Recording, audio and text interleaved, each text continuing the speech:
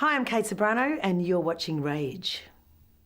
So I'm sitting here at the Rage studio and it's been over about 35 years since I've actually been contributing to the Rage programming. But you know, the thing that you don't know about it is there's often producers behind the camera who are the ones who get this shit going in the first place. As is my producer here today. And I've stolen her clipboard so I can look official.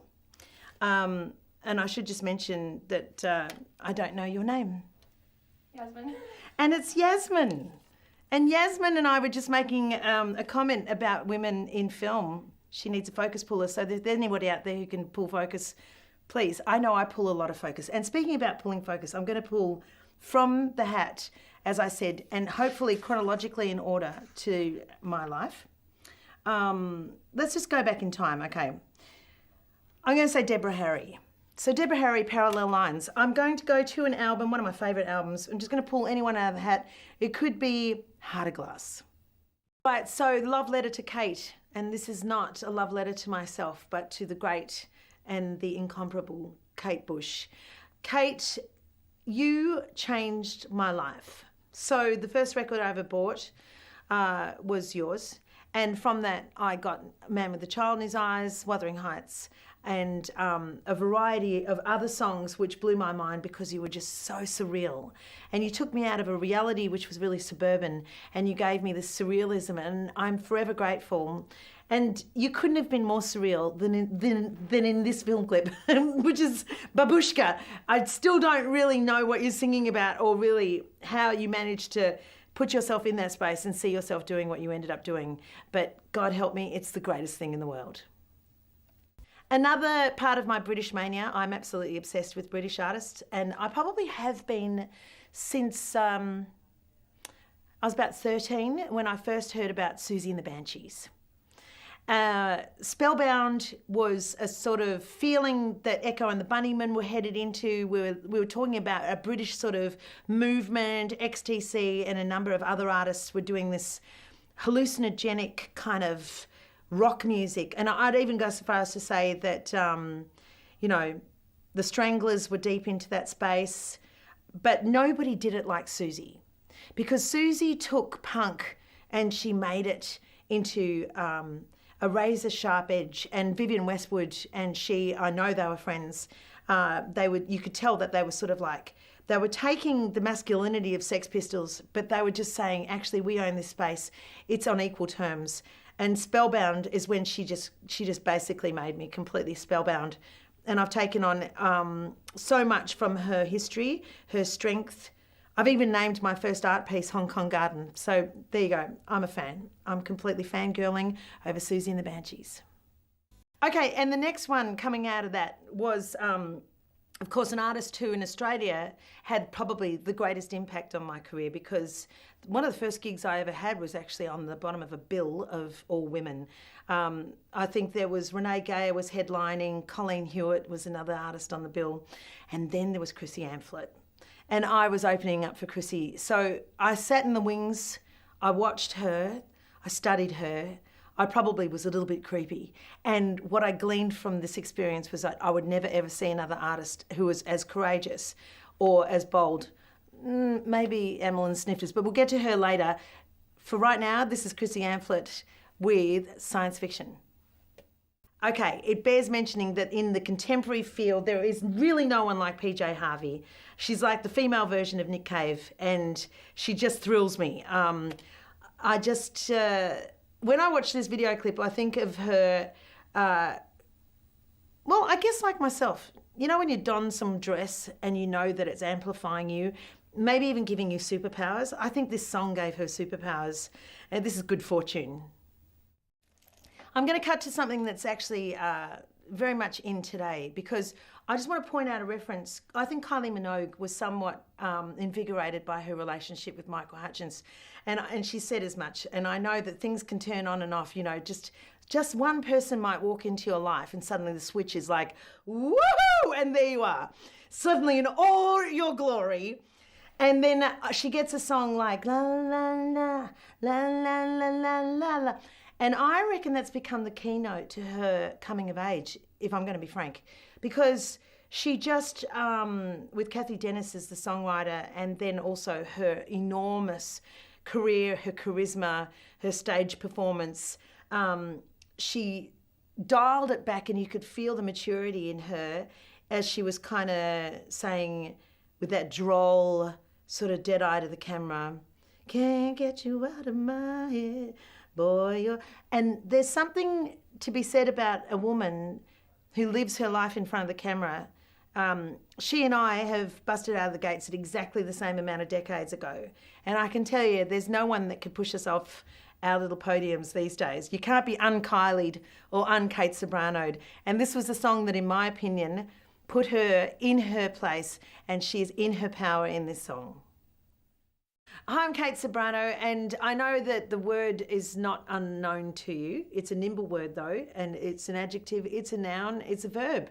It's anything you want it to be, but this is my song, Pash.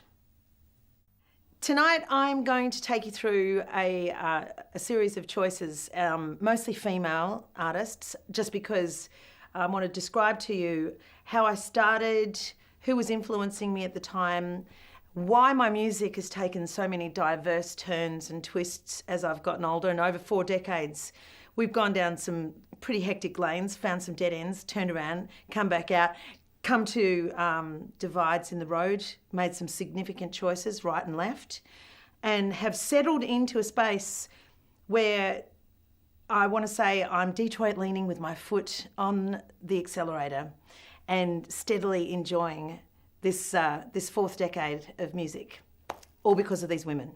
So sit back and enjoy the ride. There you go, pardon the pun. Okay, we're going to head into America, ladies and gentlemen, and Patti Smith is going to take you there. I read Patti Smith's books. I absolutely love her internal universe. Her subjective universe is so fine and so sharp, but I really love her as a rock and roll icon too. Enjoy Because the Night. My senses are alive, right? Sexuality, it's turned on to 11. I don't know what to do with it. In fact, it's busting out all over me. I'm like, hormones are going crazy. I feel like I've been electrified with something I can't name, and then Donna Summer comes on the radio. And then I hear this ding ding ding ding ding ding ding ding ding ding ding ding ding ding ding. Ooh, I feel love, I feel love, I feel love, I feel love, I feel love. And I was completely consumed. And so Donna Summer's I Feel Love became the soundtrack to what comes after Pashing. Joan Armatrading. Joan Armatrading had this amazing gift, I think, of being the first person to remove any label of colour, sex, gender. She just had this, she was just music. And really, in a sense, that's all really one ever wants to be. You're trying to find a word, and I'm trying to find a word for something that actually doesn't exist. It just happens to be in music itself. So what's that funny phrase they say, when words fail, music speaks? Well, I think Joan Armatrading did that for me. She made it possible for me to understand music without having to try to explain why I loved it and understood it. Me, Myself, I is just this this punchy sort of like, just this tone, really. And I'd never heard anything like it. So this is Joan Armatrading. Enjoy. So let's get right down to the roots of English music, where it all really began for me. And I'm going to give you the other Kate that meant so much to me and my entire existence as a performing artist, Kate Bush. So Kate Bush comes out, you know, she's headed in the field and she's doing all her wonderful abstraction of dance and music, but she's what I'm not at that age. She's just cool. And I was never cool. I couldn't withhold my enthusiasm for anything. If someone wanted to be a friend, I was the first one to say, yes, I'm so happy. Thank you so much. You want to be my friend? But she was sort of so cool. She had this thing where she was just kind of in a kind of space like, I don't know, David Bowie in A Man Who Fell to Earth. She was just remote and hermetically sealed into this really wacky sound and this imagery, and nothing has changed. So this is my selection of Kate Bush. There's so many songs I could select, so I'm just going to have to go to my clipboard because this is what I'm allowed to forest from. Okay, give me 30 seconds. Okay, so it seems I've chosen this woman's work, and that would make complete sense because, there you go, I'm having a hot flush just thinking about it. All right, so now we're going to come into modern day. What does Kate Ceberano love about the Brits right now? Well, there's so much I love about British music. There's this sort of Lily Allen, a kind of quirky, sarcastic view of the world where she's sort of saccharine sweet but makes it this sort of like slap in your face at the same time. So it's a kiss and a punch. Goldfrapp is one of my favourite bands. I have been following them for as long as they've been around, actually, and every time I see them at every Glastonbury festival, she never ceases to blow me away even more with all of the theatrics and the way she shifts and changes as well. There's a song, Happiness, that I love. And I know that in this world, you know, we seek really fast remedies for things, and I just feel like she's kind of half handing you this sugar-coated pill saying, you know, if it feels this good and if they're telling you it's this good for you and it's going to give you instant relief, well, I can guarantee you it's not. So this is that's one of my favourite songs off an album which I adore, but this is Goldfrapp with Happiness. So let's cut to Amy Winehouse, shall we? And let's just discuss Back to Black for a second. When that album came out, I thought quite sincerely, I should just give this up because this is the definitive album covering the 60s, 70s, 80s and 90s and the noughties. All of that power, that sort of bad behaviour, that kind of quality of writing where she was taking all of her jazz leanings, getting Ronson-fied and then turning it into a Winehouse production. And really, this is the definitive sound of her black heart. I'm Kate Ceberano and you're watching Rage. Okay, so really just to shake it up, okay, I'm going to turn you into another space. We're going to turn this glove inside out. We're going to take the cashmere lining that's inside and make it the fist that's on the outside and turn it into Florence and the Machine. Okay, Florence and the Machine, the reason why I love her, first of all, she looks like the lady on the lake, and I've always been really into medieval literature. I love things like, you know, the Mists of Avalon, and I love all that kind of lovely swimming imagery of these lovely golden red-headed beauties that are standing in the middle of a lake, and this mist is just parting in their presence, and then they holler in that hectic Celtic punk voice, and you know. Suddenly the world is turned on its head. What can I say? This is Florence turning the world on its head. So Lana Del Rey is an artist who I really appreciate for so many reasons. I grew up listening to Astrud Gilberto, and Astrud Gilberto, for those of you who are too young, came from a sort of an era of 1960s. Think Brigitte Bardot, La Dolce Vita, think all the Fellini films, think everything that was the awakening of a person within their own space as women and as again this kind of like physical being, and you see the modern day versions of these artists. Astrud Gilberto, she sang, you know, tall and tan and young and lovely, the girl from Ipanema goes walking.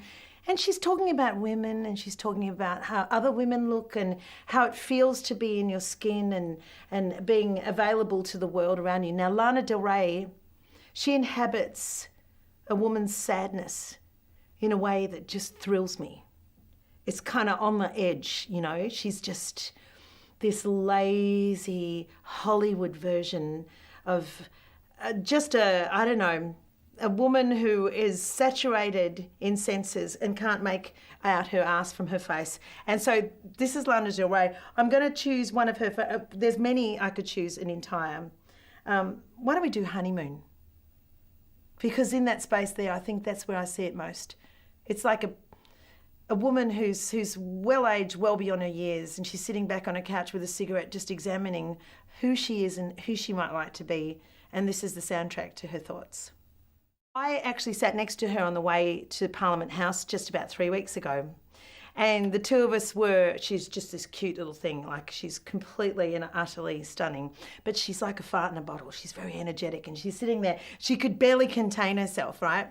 And we were both readers, so the two of us were we were discussing the value of having Kindles and reading, and it's an interesting thing, isn't it? Because when you're reading books, the language that starts to leak into your subconscious becomes the language of your music. And I can hear it in her songs. I can hear just how literate she is and how wonderful she is, but entirely within her own personality.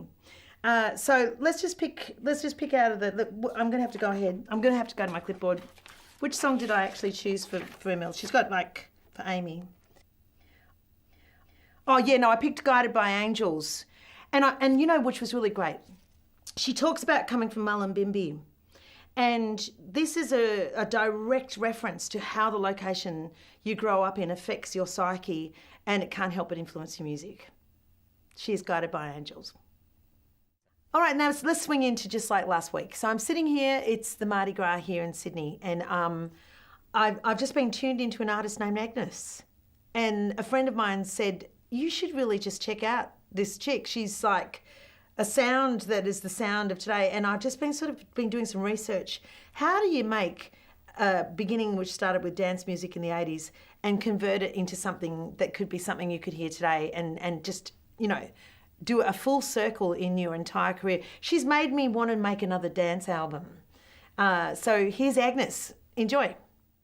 So just for fun, I'm going to finish off my segment this evening with Jessie Ware, because she's just gorgeous. And Free Yourself is a song that is I think it's a great mood.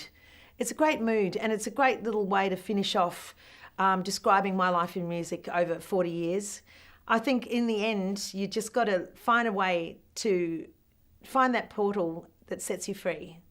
And if music does that for you, and any of the music that I've presented tonight has done that for you, then aren't we the better for it? Hi, I'm Kate Ceberano. I'm very happily sitting here on this couch, which has housed my bum for the last 40 years. I'm very excited to say that I'm celebrating 40 years of my life in music. And you've shared the journey with me, and I thank you all for being there. And I'd like to spoil you, actually, with a bit of a song from my latest release, which is My Life is a Symphony, with the Melbourne Symphony Orchestra, and a reworking of this song. This is the original version of the song, Time to Think. It was shot by Clayton Jacobson, who made Kenny, so I think it comes from some pretty awesome history of Australian music and film. So sit back, relax, and enjoy my younger me. Hi, it's Kate Ceberano, wishing you all a very happy new year. I know this song is a couple of years old now, but it still gets me going on the dance floor, and it's Dua Lipa, Levitating.